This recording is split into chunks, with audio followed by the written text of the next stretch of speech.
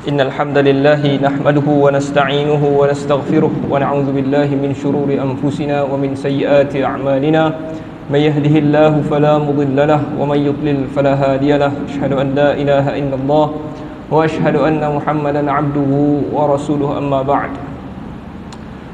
Saya muliakan Tuan Imam, ahli jawatankuasa Masjid Taman Tengku Jaafar, para asatizah, tuan-tuan guru, hadirin hadirat yang rahmati Allah Subhanahu wa taala sekalian. Apa khabar tuan-tuan? Baik. Alhamdulillah, pertama-tama sekali marilah sama-sama kita merafakkan rasa syukur kita kepada Allah Subhanahu wa taala di atas limpah dan kurnianya kita pada hari ini. Kita sudah masuk, kita berada pada 1 Zulhijjah lah hari ini kan. Jadi maghrib je tadi dah masuk dah 2 Zulhijjah tuan-tuan. Jadi kita kini berada pada hari-hari yang penting lah, hari-hari yang penting di dalam bulan Islam ni. Biasa kita ingat Ramadan dengan Syawal kan. Kita ingat itu memang kita hafal. Hari 1 Ramadan, hari 2 Syawal pun sama. Kita lancar sebab kan nak buat open house kan terkeluar pula kan. Jadi kita lancar. Ramadan mau Syawal kita lancar. Jadi Zulhijjah tambah satu lagi tuan-tuan. Zulhijjah ada juga bulan yang penting untuk kita ingat hari-harinya di dalam bulan Islam. Jadi kita kini berada pada dah masuk dah maghrib, dah jadi 2 Zulhijjah. Sekali lagi saya nak ingatkan, kita kini berada pada hari yang paling baik di sisi Allah Subhanahu wa taala. Sepanjang tahun ni, ini adalah hari yang terbaik. Hadis yang kita sebut dulu, ma min ayyamin, Nabi sallallahu alaihi wasallam sebut, tidak ada suatu hari pun al-amalus salihu fihin, amalan soleh yang dibuat padanya, ahabbu ilallah, lebih Allah suka, min hadhil ayyamil ashar, daripada hari yang 10 ni, iaitu 1 sampai 10 Zulhijjah. Sehingga kan sahabat tanya, jihad pun tak lebih baik ke Rasulullah? Jihad di luar hari ini pun tidak lebih baik daripada hari ini. Kita buat sikit, Allah gandakan pahala, Allah suka dan Allah gandakan pahala. Jadi apa yang kita dah buat pada 1 Zulhijjah, kita kena muhasabah balik. Selain daripada solat Jumaat, apa kita buat? Mungkin kita baca Al-Kahfi ke kan, hari Jumaat kan. Jadi kita dah baca. Kita sedekah tak sedekah, tolong orang tak hari ni, kita kena muhasabah. Ini dah 1, dah masuk 2. Jadi 10 hari ini adalah kita berbuat amal soleh yang terbaik dalam hidup kita. Jadi tuan-tuan, oleh kerana itu saya ingatlah, sebab kita dah nak raya haji ni kan. Kita tak lama dah nak raya haji. Hari ni dah 1, dah masuk 2. Kita raya haji bila? 10 Zulhijjah. Jadi dah berapa hari. Jadi saya ingat, kalau sompek kan kita baca kitab sikit ujung. Kalau tak sompek, tak apalah. Jadi hari ni saya jumpa satu risalah. Risalah ni saya nak baca lah dalam bahasa Arab lah. Mulakhas ahkamul udhiyah, ringkasan hukum-hukum sembelihan, minal mawsu'atil fiqhiyah, daripada ensiklopedia fiqh. Jadi fiqh ni kan banyak kitab, banyak mazhab kan. Jadi dia ringkaskan di dalam helaian, beberapa helai kertas. Jadi saya ingat kita nak baca yang ni lah dulu. Boleh tuan-tuan ya? Jadi mungkin kita boleh belajar lah. Kadang-kadang kita masuk tajuk-tajuk ni dalam kitab fiqh tu tak kena. Jadi kita tak ingat lah kan. Masuk-masuk apa bodoh lah ni kan. Okey, jadi hari ni kita nak baca sikit lah tentang perkara-perkara yang berkaitan dengan al-udhiyah. Al-udhiyah maksud dia adalah sembelihan, wa masyru'iyyatuha wa fadluha wa hikmatuha. Jadi saya baca semualah. Mula-mula sekali takrif, kita nak tahu apa itu al-udhiyah. Al-udhiyah ni adalah perkataan bahasa Arab lah, al-udhiyah. Sebab tu kita sebut Idul Adha. Idul Adha. Apa maksud udhiyah? Udhiyah sebenarnya adalah benda yang kita nak sembelih. Yang tu kita panggil udhiyah. Udhiyah. Perbuatan dia, kalau kita kata ana udhi, saya menyembelih. Menyembelih benda tu. Jadi udhiyah adalah benda yang kita nak sembelih tu. Dari segi istilah pula, apa yang disembelih di kalangan binatang min bahimatil an'ami fi yaumil adha, apa yang disembelih dari kalangan binatang-binatang yang dipanggil al-an'am pada hari al-adha. Okey. Jadi kita nak tahu yang pertama, apa itu al-an'am, kan? Ada surah al-an'am. Jadi binatang yang disembelih pada hari Aidil Adha adalah di kalangan al-an'am sahaja. Jadi kita nak sembelih, saya rasa nak sembelih zebra. Tidak disembelih. Jadi al-an'am itu apa? Biasanya binatang ternakan yang terdiri daripada 3 kategori inilah. Yang pertama adalah unta, yang kedua adalah lembu, dan yang ketiga adalah kambing. 3. Jadi tidak disembelih juga ayam. Hari ni saya nak bersembelih ayam tahun ni. Jadi tidak, sebab ayam bukan al-an'am, binatang al-an'am. Okey, bila disembelih itu ila fi yaumil adha, pada hari raya Aidul Adha. Bila nak sembelih ni, boleh tak pagi-pagi subuh tu, lepas subuh sembelih, boleh tak? Nak sembelih binatang Aidul Adha ni, sembelihan udhiyah ni, boleh tak? Tak boleh. Kena lepas solat raya.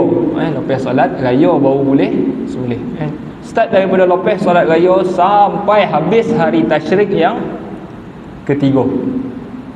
Hari tasyrik yang ketiga, yakni 10.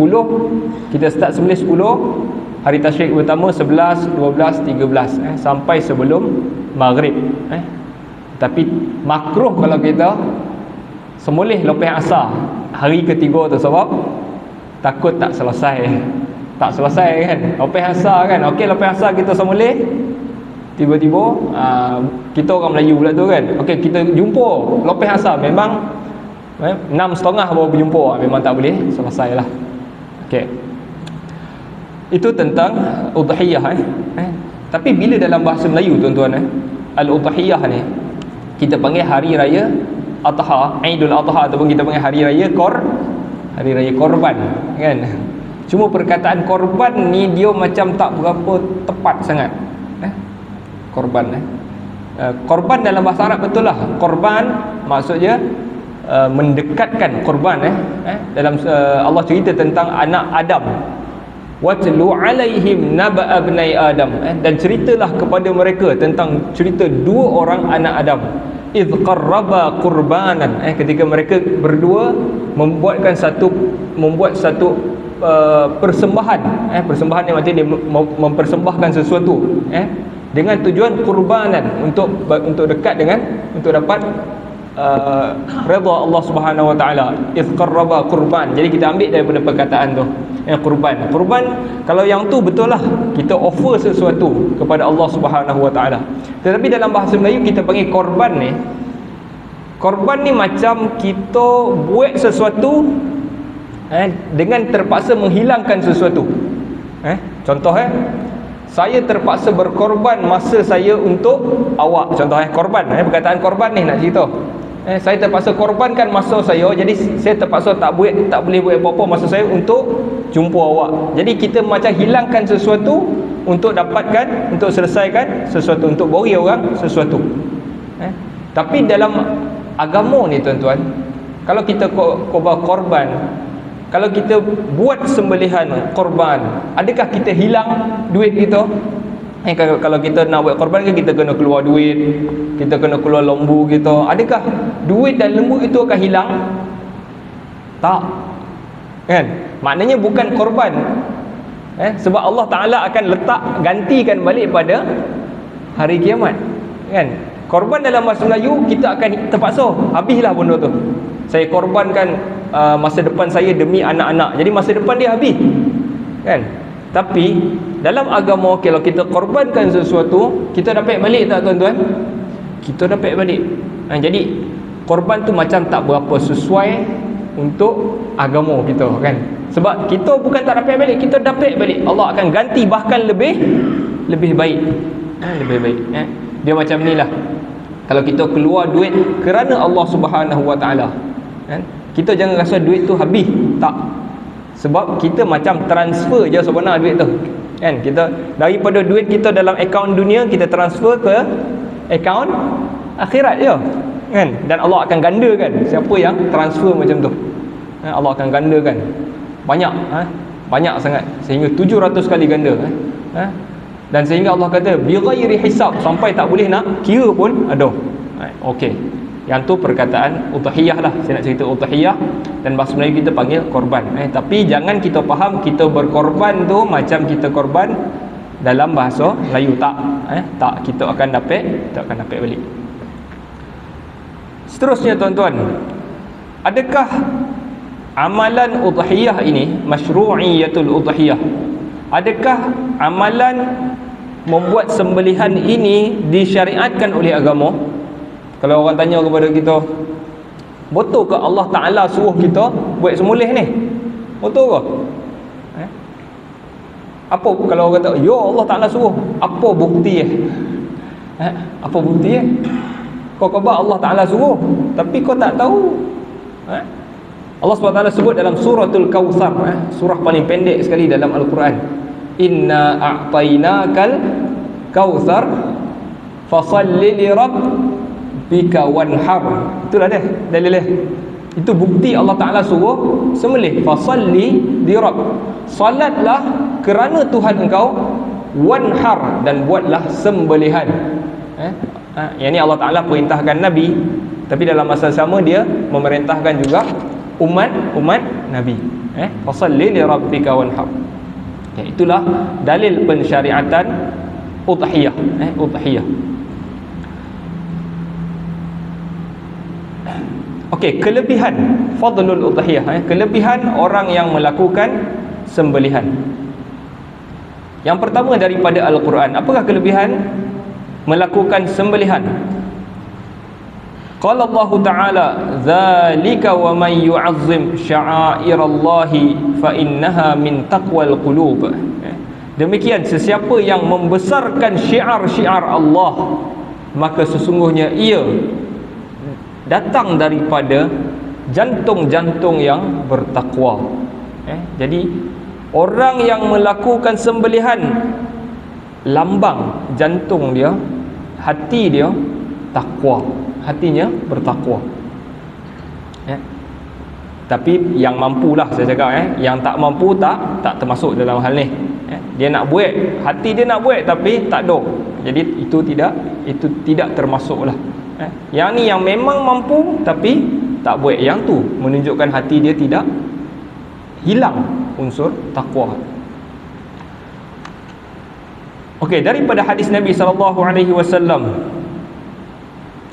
man dzabaha qabla as-salati, sesiapa yang melakukan sembelihan sebelum daripada salat, yakni salat hari raya, fa innama yadhbahu li nafsihi, maka sesungguhnya dia menyembelih untuk dirinya.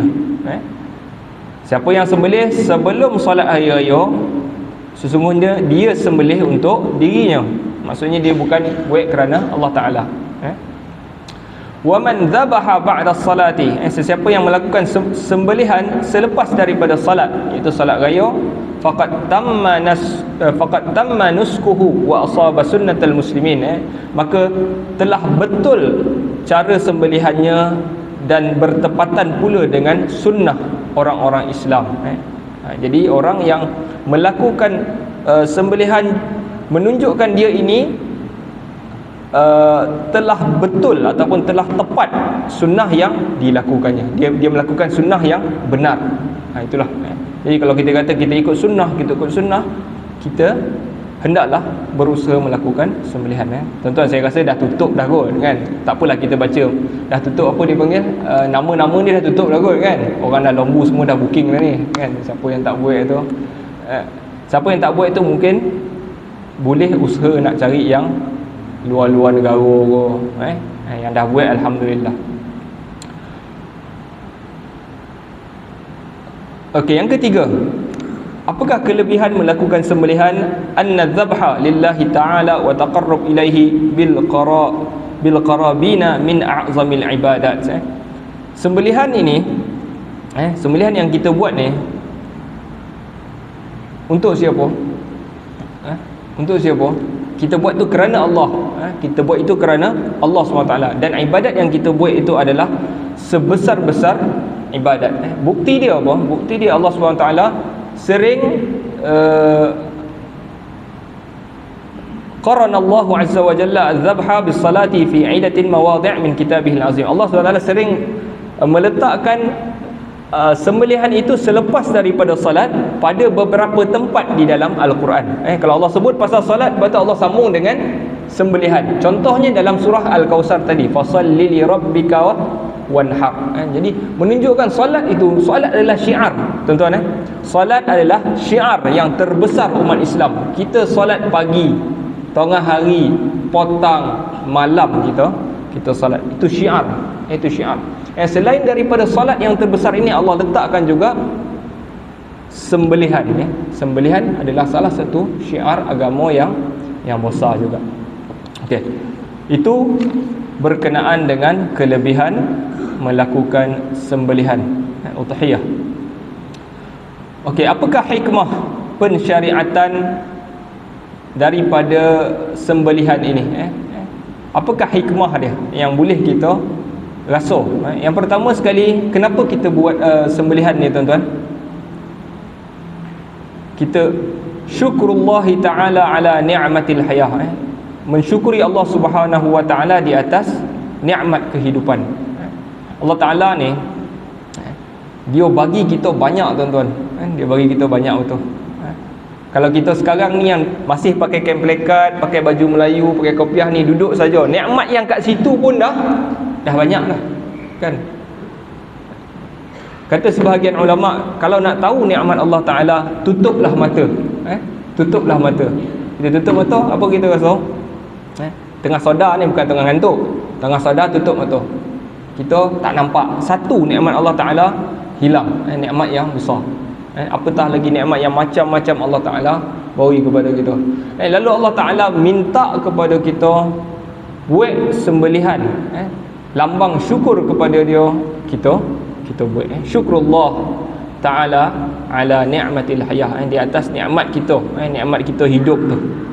Okey, yang kedua, apakah hikmah dia? Yang kedua, hikmahnya adalah menghidupkan sunnah Ibrahim Al-Khalil alaihi salatu wassalam, menghidupkan sunnah Nabi Ibrahim Al-Khalil alaihi salatu wassalam. Jadi orang yang pertama melakukan ibadah korban, siapa dia? Nabi Ibrahim. Nabi Ibrahim adalah orang yang pertama melakukan ibadah korban, tuan-tuan.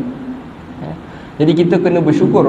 Allah Ta'ala ni dia minta kat kita tak sebanyak Nabi Ibrahim. Ibrahim Allah minta apa dekat dia? Sembelih anaknya sendiri, kan? Besar tu, tuan-tuan, sembelih anak sendiri, kan? Kita tunggu lama dapat anak, tiba-tiba Allah Ta'ala, okey, nak tunjukkan engkau ini taat kepada aku, sembelih anak kau. Kita tak mampu. Kerana Ibrahim mampulah, Allah Ta'ala gantikan dengan kibas, dengan kambing. Lalu kita yang mengikut Ibrahim, kita tak diminta untuk, tidak diminta sebesar Ibrahim. Kita minta bawah, terlalu sedikit, iaitu keluarkan duit sikit, beli binatang dan sembelih. Syukur kita kepada Allah Subhanahu Wa Taala. Kerana nak tunjukkan taat kita kepada dia, tidak perlu seperti mana Ibrahim, cukup dengan binatang ternakan.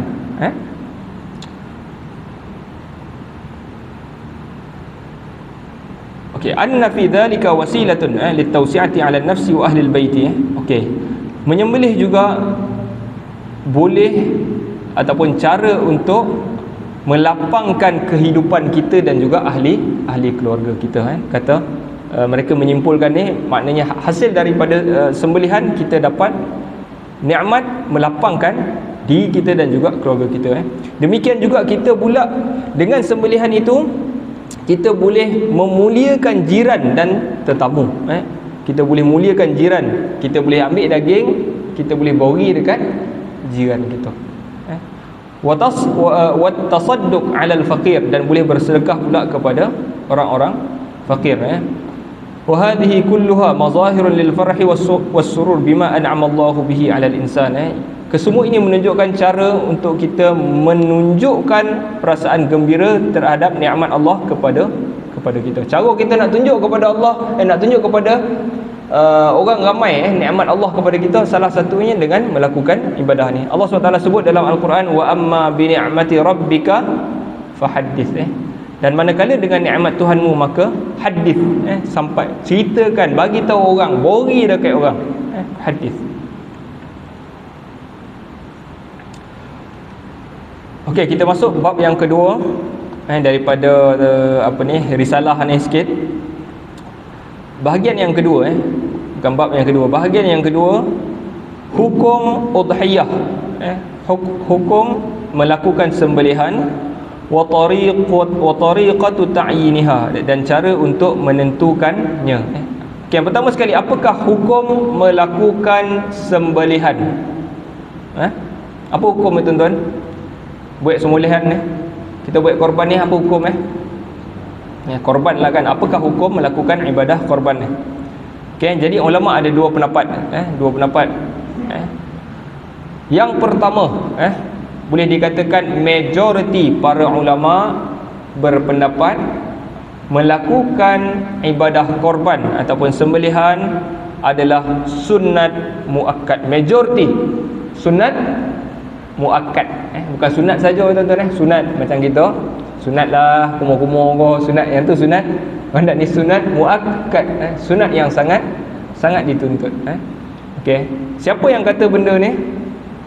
Jumhur fuqaha Malikiyah, yang popular di kalangan Maliki, Syafi'i, Hambali, Zahiri, dan juga beberapa tokoh lagi lah selain daripada itu. Jadi majoriti kata sunat muakkad. Jadi kita di Malaysia berpendapat melakukan ibadah korban adalah sunat muakkad. Sebab tu antara sebab kita longgar sikit. Bila kita dengar sunat tu, kita pun ramai yang longgar. Cuba cek anak-anak tuan-tuan, kan anak-anak tu kereta besar-besar semua tu, Honda semua tu, tanya dia buat tak, tanya dia, sebab dia rasa longgar, sebab sunat muakkad. Sedangkan ada pendapat yang kedua, al-qaulus tsani. Okey, ini tak majoriti, tetapi ia adalah pendapat mazhab Hanafi, dan sebahagian daripada Maliki, dan ada beberapa golongan di kalangan Hambali mengatakan ia adalah wajib. Hukum korban wajib di kalangan mereka ni lah. Sebab tu tuan-tuan, majoriti mazhab paling besar kat dunia, mazhab apa tuan-tuan? Mazhab kita ada 4 yang popular kan, Hanafi, Maliki, Syafi'i, Hambali. Mazhab paling ramai orang siapa? Hanafi. Mazhab Hanafi paling ramai. Sebab tu India, Pakistan tu semua mazhab Hanafi. Hanafi kata apa?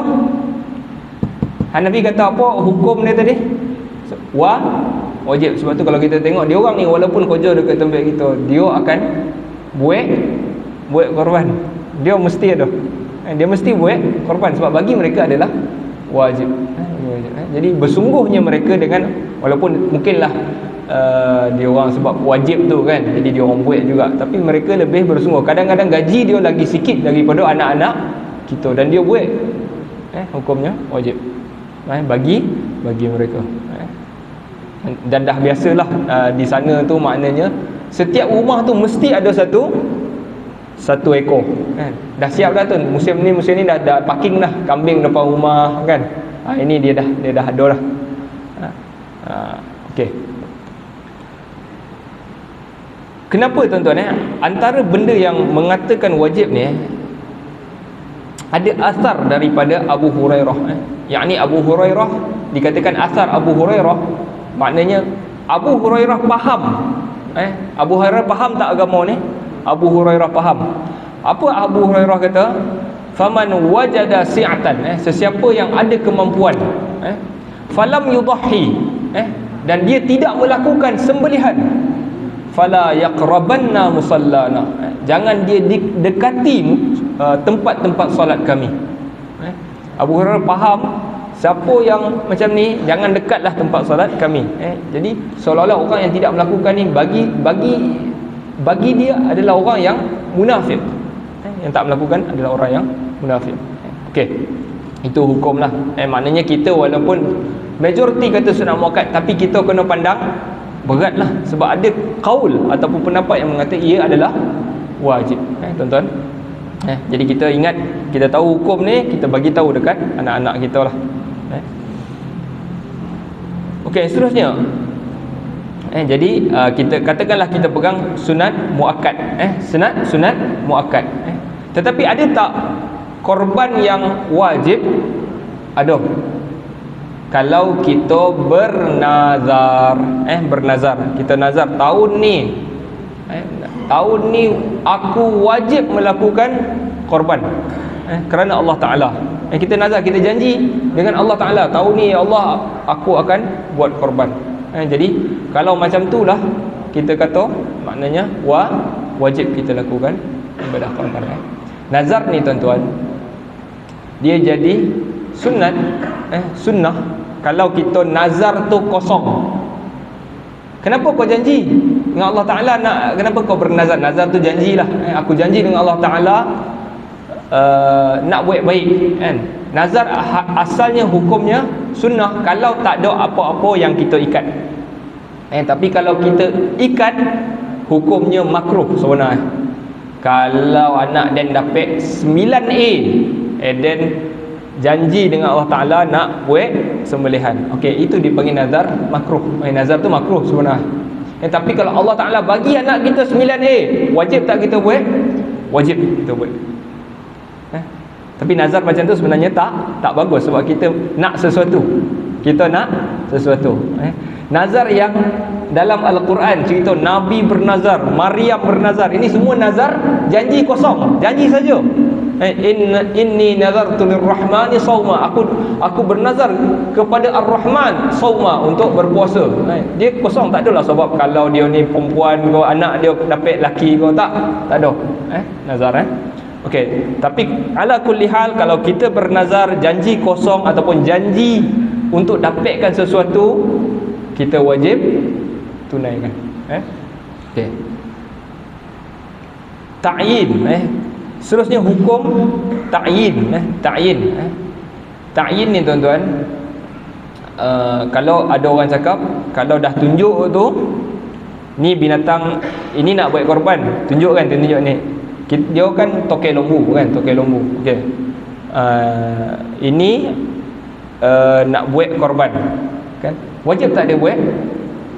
Wajib, wajib. Tapi ta'yin tu kita nak tahu macam mana niat. Kalau dia niat dia dah kira ke?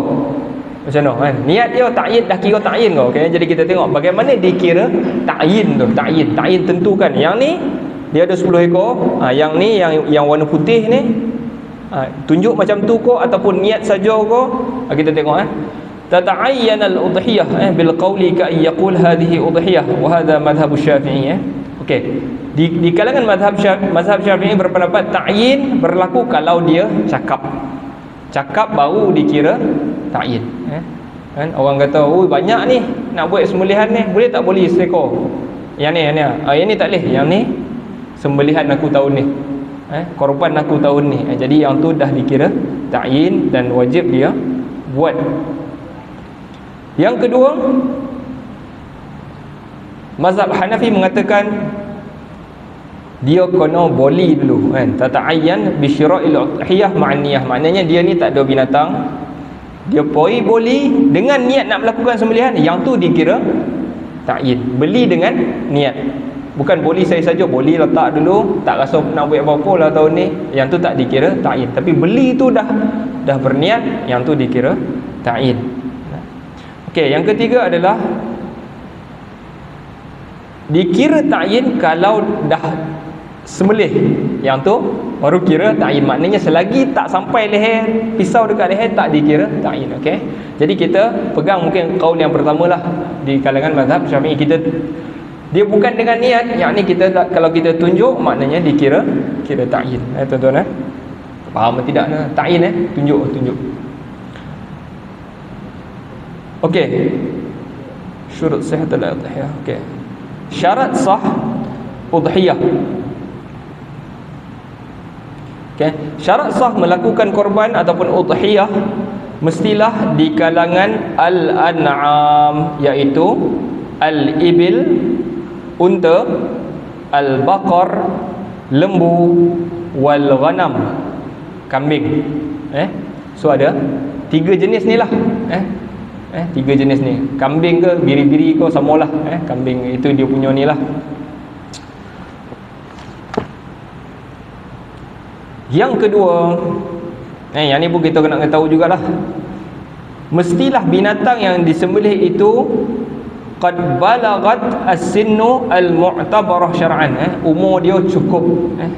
Baru dikira sembelihan. Baby lembu kan. Boleh tak buat sembelihan? Tidak dikira. Okey. Jadi kalau dia di kalangan dipanggil bukan kambing, ad-dha'n, kambing. Kalau dia jenis kambing lain. Kalau dia bukan jenis kambing, kalau dia bukan jenis kambing, dia mestilah dipanggil ats-tsaniyah min ghairi ad-dha'n. As-saniyah. Kalau bukan kambing, dia mesti ats-tsaniyah. Kalau dia kambing, dia mestilah jaza'ah. Apa banyak nak istilah ni kan? Tak apa, ingat dulu. Saniyah kalau bukan kambing, kalau kambing jaza'ah. Okey. Saniyah tu apa? Saniyah tu kalau bukan kambing, saniyah tadi kan, iaitu kalau bukan kambing makna unta, lembu. Unta, lembu, dia mestilah saniyah. Saniyah itu maksud dia mestilah berumur 5 tahun. 5 tahun. Kambing, unta, lembu mestilah cukup ataupun sekurang-kurangnya 5 tahun. Atamma khamsa sinin, mesti cukup 5 tahun. Yang tu kalau ibil. Kalau unta 5 tahun, kalau lembu 2 tahun. Mesti cukup 2 tahun atau lebih. Sebab dia tak sama. Unta ni lambik sikit sebab dia besar kan. Jadi 5 tahun tu baru nak, itu saiz yang okey untuk sembelihan. 5 tahun dan lebih. Okey, kalau kambing pula mestilah kalau kambing 6 bulan dan lebih, mesti lebih daripada 6 bulan. Okey, yang tu istilah-istilah dia lah kan. Tapi ala kulli hal kita nak tengok tu, kadang-kadang kita tak tahu, kita tak bolo kan. Kita duduk pokan mana kita nak tahu. Tapi mungkin ada yang bolo, dia boleh tahulah inilah saiz kan. Dia tak bolehlah kocik kan. Kocik-kocik dah semulih. Okey. Lepas tu yang syarat yang seterusnya, dia juga mestilah selamat daripada aib. Binatang tu tak boleh ada aib. Kalau orang tunjuk esok kan, inilah kita punya binatang korban yang kita satu bahagian 7 bagi 7 tu kan. Mata buta, boleh ke tuan-tuan? Tak boleh. Kecacatan yang nyata, yang boleh menyebabkan daging dia ada masalah, yang tu tak boleh. Contohnya kalau buta. Bila buta, kita akan tahu dia ni tak nampak lah apa yang dia makan tu. Kadang dia tak apa-apa dia makan, ataupun dia akan makan tak cukup kan, dan mata sebelah dia tak sihat. Yang tu juga benda-benda yang mesti dielakkan. A'war ataupun tempang juga tak boleh. Okey. Clear tuan-tuan Okey.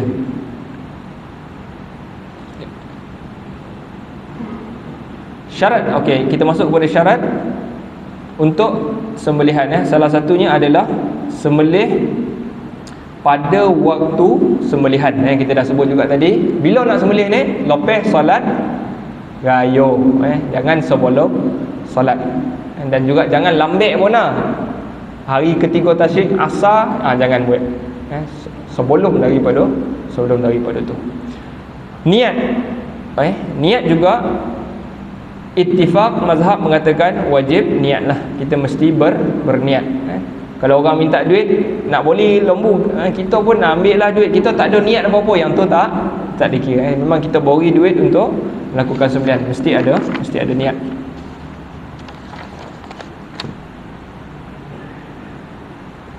Okey, yang ni tak apalah, langkau lah.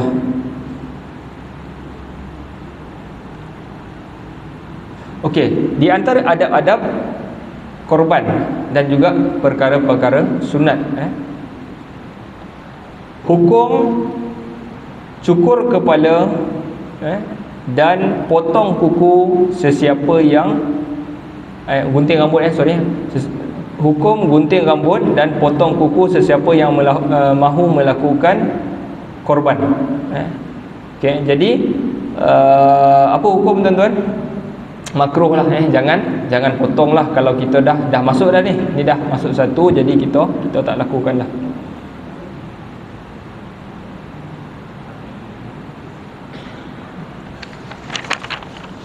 Jadi saya skip ni dulu sebab takut nak masuk isyak ni. Istiqbalul qiblah boleh ni, istinabah. Okey, tak apa, kita pergi kepada satu isu yang lebih penting, iaitu majoriti kita adalah kita wakilkan orang buat, betul kan? Majoriti kita bukan buat pun, kan? Mungkinlah dalam ni ada 2-3 orang yang tekong yang biasa buat sembelih, tapi majoriti dalam ni ataupun kita biasanya kita wakil dia. Okey, jadi kita nak bincang sikit apakah hukum kita wakilkan dekat orang. Jadi wakilkan orang ni dia ada dua cara. Satu, biasanya pihak masjid yang jadi wakil ataupun AJK masjid jadi wakil. Kita buka nama ni, siapa nak masuk nama, kan? Yang ni biasanya wakilkan orang, tak ada upah. Yang ni tak ada upah. Yang kedua, wakilkan orang melalui syarikat-syarikat. Tuan-tuan perasan kan?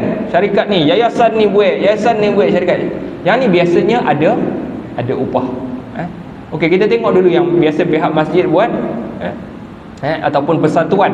Persatuan ni biasanya dia ada persatuan-persatuan tertentu, kita buka nama, bayar dekat dia. Okey, biasanya dia akan letak harga, betul letak harga siap-siap dah. Satu nama berapa tahun ni? 800 dah. 700, 800 ya. Kita katakanlah 800. Dia letak 800 siap-siap. Okey. Jadi nak letak harga tu, yang wakil ni 800 ni dia mesti kira sekali dengan transport, kan? Nak ambil lembu tu kat mana, kira sekali, kan? Jadi dia masukkan sekali dalam 800 itu. Dan juga upah orang yang nak selesaikan tu. Sebab kita tak boleh ambil daging korban bagi dekat dia, tak boleh. Sebab daging korban tidak boleh dijual, kan? Kita ada masjid yang malah nak keluar duit, ambil lah yang tukang sembelih tadi tu, kan? Yang seekor dia sembelih, yang tokong lapah semua ni, ambil daging ni bori. Yang tu tak boleh, sebab kita macam jual daging korban dekat dia. Kita tukar daging dengan tenaga dia. Yang tu tak boleh. Dilarang oleh Nabi SAW. Jangan buat yang tu. Masukkan sekali dalam 800 itu untuk upah orang ni. Yang tu, yang pertama. Yang keduanya, kalau RM800, 7 bahagian berapa seekor lembu? Katakanlah 5,000, kan? 800 7 bahagian, kan? 8 kali 7 5,600, kan? 600 itu kita katakanlah lori, nak boli tali, nak boli apa lagi, upah, kan? Ya, upah lah, masuklah, kita masuk 600 itu 5,000. Jadi wakil pihak masjid yang ada wakil itu mesti cari lembu 5,000. Tak boleh cari lembu 4,000. Kalau tak dah ada lembu 4,000 je, ada balance 1,000, mana nak bawa 1,000 tu? Masuk tabung masjid boleh ke? Tak boleh. Macam kita ambil duit orang buh dalam tabung masjid, boleh ke? Kita ambil, kita jumpa kawan kita, ada banyak duit dalam poket kau ni, ambil masuk tabung masjid, boleh ke? Tak boleh, sebab itu hak orang. Jadi kalau ada balance, kena pulang. Kena pulang, faham tuan-tuan? Itu hak dia. Melainkan kalau kita daripada awal dah bagi tahu, kalau ada dalam akad awal kita mesti clear. Yang ni pihak masjid kena clear lah. Akad awal tu bagi duit, kita terima duit. Kalau ada lebih, saya dengan rela hati masuk infak dengan masjid. Yang tu okey. Clear tuan-tuan Jadi kita kena clear yang tu. Okey, yang tu lah isu yang mungkin saya nak bangkitkanlah sikit. Yang kedua, kalau syarikat pula. Syarikat biasanya syarikat ni dia buat dekat mana korban ni? Luar negara. Sebab apa luar negara tuan-tuan? Luar negara lembu murah. Syarikat ni dia akan negara-negara yang lembu yang murah. Jadi kadang-kadang satu bahagian 300 je. Betul? Jadi seekor lembu dalam 2000 je. Dia boleh dapat dah seekor lembu tu 2000 tu siap. Siap lah. Dah untung dah siap kan. Boleh tak? Pertama, syarikat ni boleh tak ambil upah buat kerja ni? Boleh. Tapi kena clear berapa upah kau. Dan banyak syarikat tak buat. Dia diam je. Dia kutip 3 reti, satu bahagian 3 reti. Maksudnya kalau 7 bahagian, lebih kurang 2000 lembu harga 2100. Katakanlah nak upah orang semua tu dalam 1800. 1,500 lah. Siap dengan upah orang semua 1,500. So ada balance 600. 600 tu dia masuk syarikat. Tak boleh macam tu. Dia kena clear dulu berapa dia ambil. Berapa dia ambil. Sebab kita kena hilangkan unsur gharar. Maknanya kalau dia tak beritahu berapa dia ambil, dia ambil satu bahagian 300. Jadi dia kena cari lembu yang lebih kurang harga dia 1,500. 1,500 sebab yang lain-lain tu ada kos-kos lah kan. Tapi tiba-tiba dapatlah lembu harga 1,000 kan. Jadi dia ada untung lagi besar, tak boleh. Sebab tu kena syarikat-syarikat, satu benda yang banyak mereka tak buat adalah bagi tahu berapa yang dia ambil.